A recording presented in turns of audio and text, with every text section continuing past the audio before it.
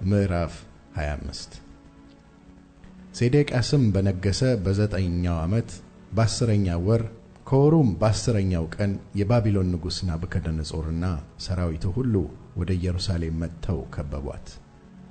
በዙሪያዋም እርድ ሰሩባት። ከተማይቱም እስከ ንጉሡ እስከ ሴዴቅያስ እስከ 11ኛው ዓመት ድረስ ተከባ ነበረ። በአራተኛውም ወር በ9ኛው ቀን በከተማይቱ ራብ ጸንቶ ነበርና ለአገሩ ሰዎች እንጀራ ታጣ። ከተማይቱም ተሰበረች።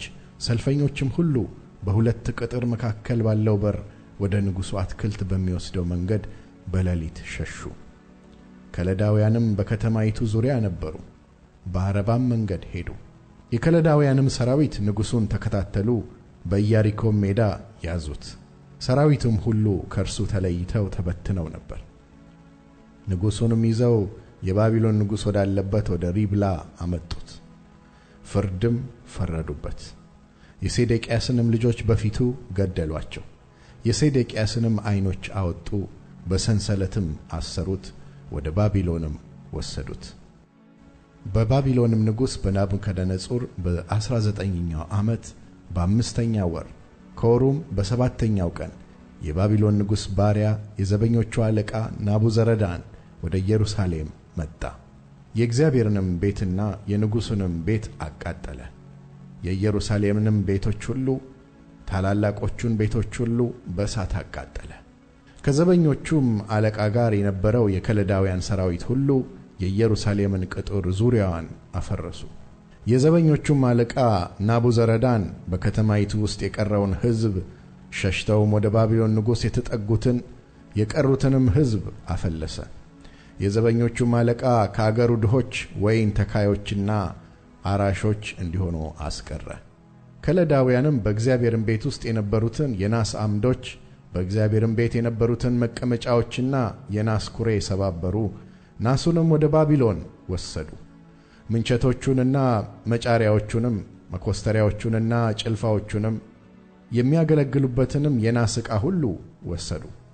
የዘበኞቹም አለቃ ማንደጃዎቹንና መቀመጫዎቹን፣ የወርቁን ዕቃ ሁሉ በወርቅ የብሩንም በብር አድርጎ ወሰደ።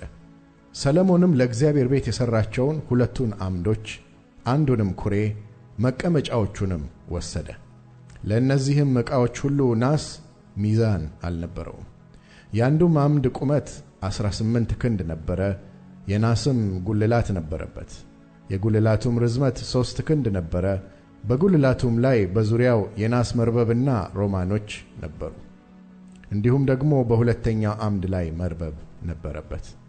የዘበኞቹም አለቃ ታላቁን ካህን ሰራያን፣ ሁለተኛውንም ካህን ሶፎንያስን፣ 3ቱንም በረኞች ወሰደ።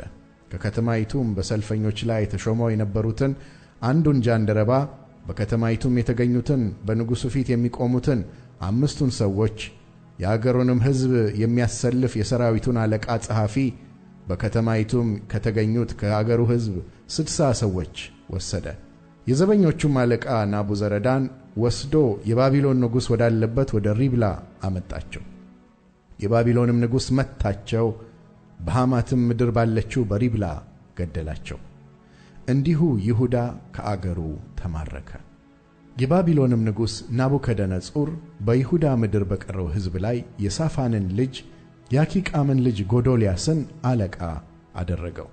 የጭፍሮቹም አለቆች ሁሉ የናታንያም ልጅ እስማኤል፣ የቃሬያም ልጅ ዮሐና፣ የነጦፋዊውም የተንሁሜት ልጅ ሰራያ፣ የማዕካታዊውም ልጅ ያእዛንያ፣ ሰዎቻቸውም የባቢሎን ንጉሥ ጎዶልያስን እንደ ሾመ በሰሙ ጊዜ ወደ ጎዶልያስ ወደ ምጽጳ መጡ። ጎዶልያስም ከከለዳውያን ሎሌዎች የተነሣ አትፍሩ፣ በአገሩ ተቀመጡ፣ ለባቢሎንም ንጉሥ ተገዙ፣ መልካምም ይሆንላቸዋል ብሎ ለእነርሱና ለሰዎቻቸው ማለላቸው።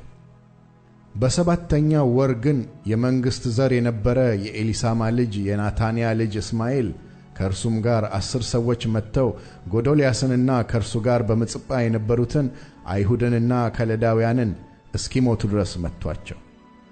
ከለዳውያንንም ፈርተው ነበርና ከታናሹ ጀምሮ እስከ ታላቁ ድረስ ሕዝቡ ሁሉ የጭፍሮቹም አለቆች ተነስተው ወደ ግብፅ መጡ።